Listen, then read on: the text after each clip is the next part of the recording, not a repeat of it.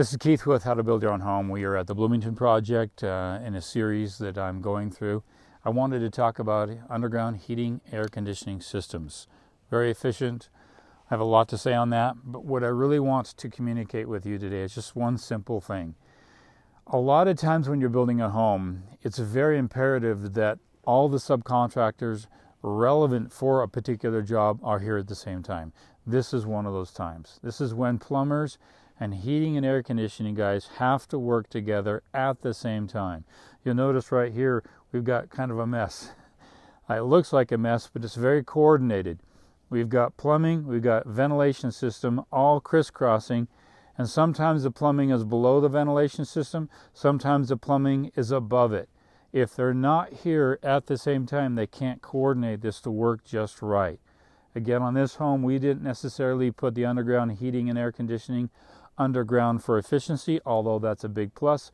We had to do it to save the architectural design and the integrity of the vaulted ceilings above. I didn't want to drop any ceilings, and we had no room for the ventilation system. So we had to put our ventilation system here, and of course our plumbing here, all underground, and to save the architectural design. But the thing I wanted to get with you is make sure your plumber, make sure your heating and air conditioning person, subcontractors here, at the same time. This job went much smoother than most of the times because I had them here I had to even wait a week. I decided to just wait another week until I knew that they could both be here. And it really saved the day because it really helped out. There were a couple of glitches.